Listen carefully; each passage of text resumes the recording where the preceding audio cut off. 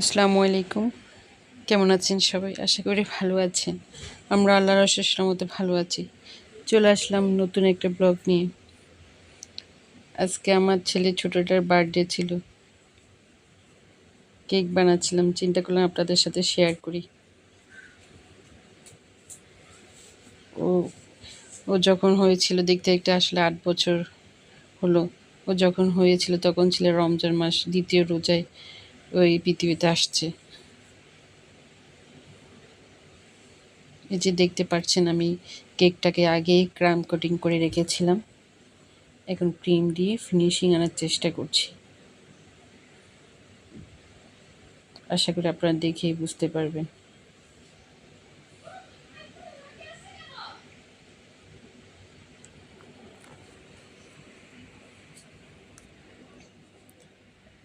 এখন উপরে কেকটা লাগানোর পর আমি কেকের চতুর্দিকে ক্রিমটা লাগিয়ে নিচ্ছি।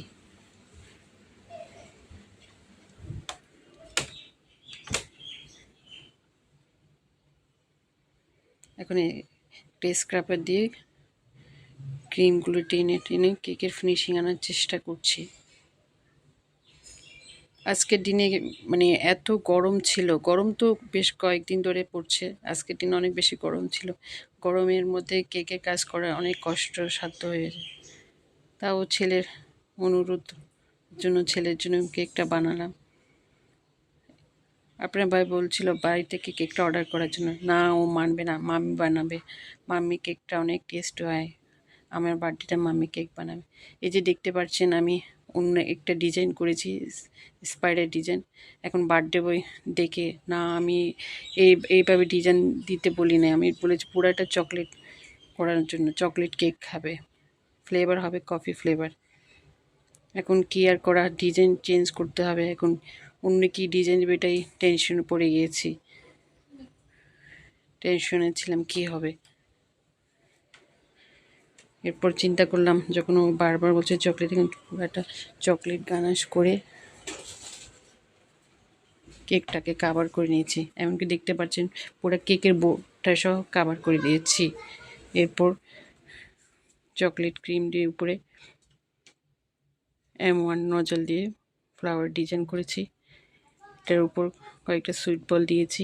আরও দেওয়া হচ্ছে ফেরারো রোজার ক্যান্ডি। এই ক্যান্ডিটা অনেক বেশি লাইক করে, জন্য চিন্তা করলাম ওর বার্থডেটা ওর কেকটাই ক্যান্ডি দিয়ে ডেকোরেশন করি।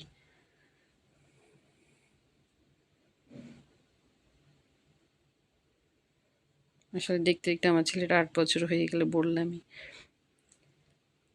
রমজানের দ্বিতীয় রমজানে এই দুনিয়াতে আসছে।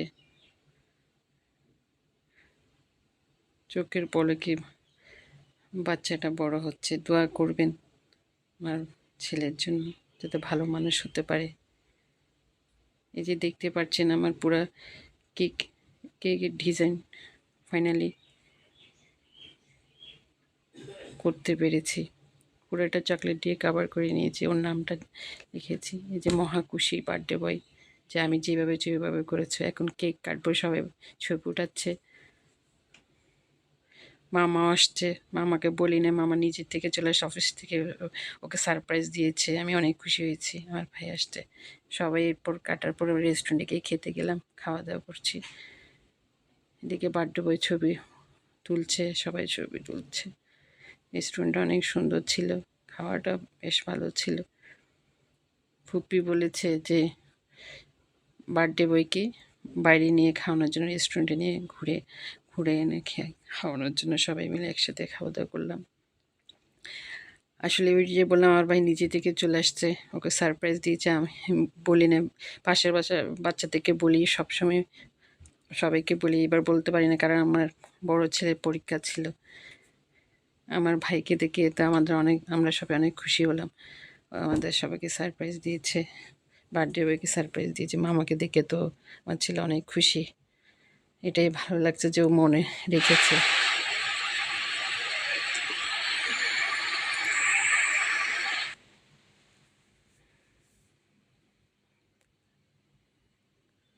আসলে অনেকজন বলেন আমাকে বলে নাই, ওকে বলে নাই বার্থডেতে, এটা এই কথাটা আমার অনেক খারাপ লাগে। যার ইচ্ছা হবে সে আসবে, বা বাচ্চাদেরই তো এটা বার্থডে, উইশ করবে, বাচ্চারা একটু খুশি হয়।